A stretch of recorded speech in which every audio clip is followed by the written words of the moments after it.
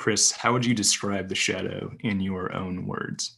So there is, to me, the really significant split between the personal shadow and the kind of collective shadow.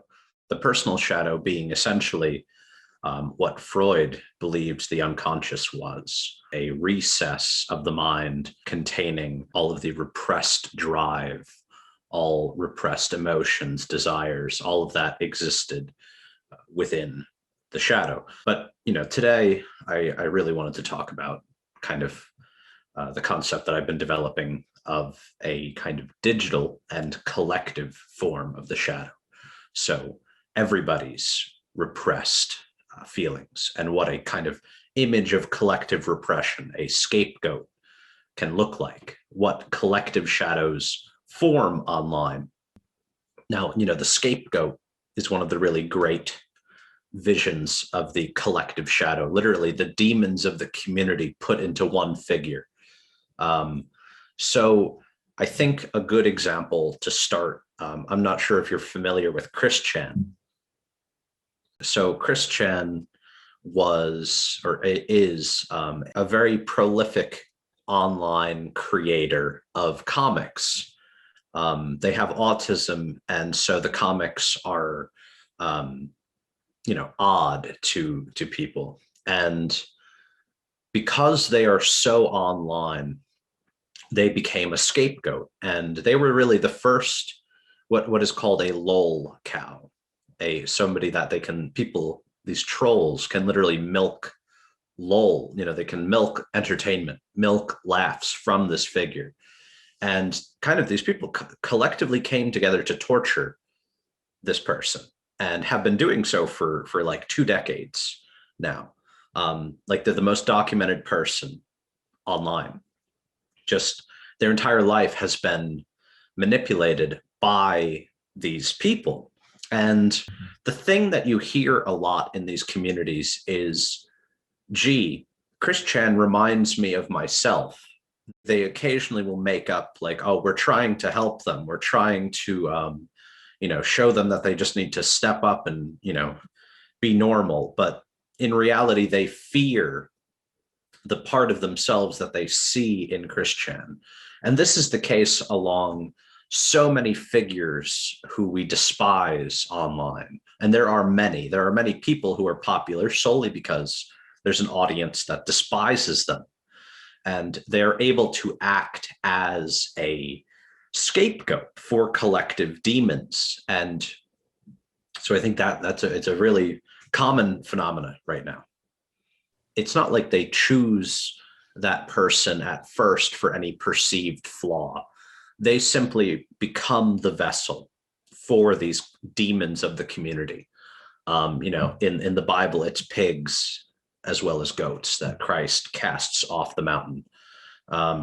So I think what ends up happening is that there will just be spontaneous online communities that have their own, just innate problems.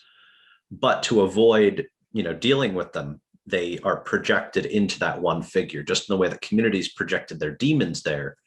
The online demons, which are shared collectively and can be, you can witness it through what they talk about, through the memes, through their entertainment. And then in the most clear form, in the way that they despise these figures. Like in Chris Chan, the idea, this is like, when I talk about that idea of autism online, that means something else to a lot of these people. Autism is used as an insult, but it's also something that they say, we are autists, we are autistic. So it's simultaneously an object they despise in the other, but something they recognize themselves as. And they're able to deal with that by having people who are they're much worse, just as we do, well, I'm bad, but they're really bad. They're really horribly off. So we hate them. We despise them. We will torture them because that's not us. So that kind of alienation, that dehumanization occurs in a process. The scapegoat, as an example, there's some sort of shadow content that maybe is kind of resolved through the execution of the scapegoat. Do you think that this funneling of shadow energy through the internet in this way is actually helping integrate the shadow? Is it helping to resolve this content? Is it actually healthy in some way, or does it sort of exacerbate the shadow? Does it make things worse? Does it spread shadow content? Excellent question, because traditionally, yes, like traditionally, the scapegoat sacrifice would have an impact. But the thing is that the torture of Christian has gone on for decades. It hasn't ended. We never, the sacrifice is never made.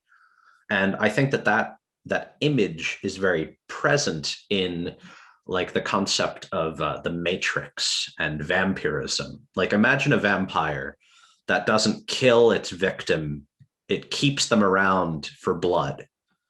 You know, the idea of the Lolcow.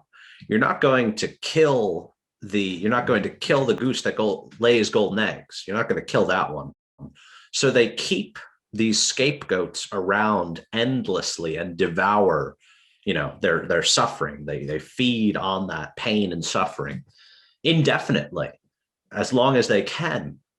So I think that's one big difference. The scapegoat of the past is killed and the demons are released. But today they're exercised consistently, just as play. Christian's entire life is online. And their experiences outside are literally through people who go out to meet him. Like they go out, these trolls are there in real life. They go and mess with him. They'll you know, role play as somebody to bring them out. It's horrific. You know, I can't give it justice here, but needless to say, the entire life has been destroyed and is continuously bothered. There is not a point where unless you'd stop reacting. But the people who are, you know, really in the grasp of these people, no, it's indefinite. There's never a point where they just drop and the interest remains. The people will torture as long as possible. Remember, memes matter.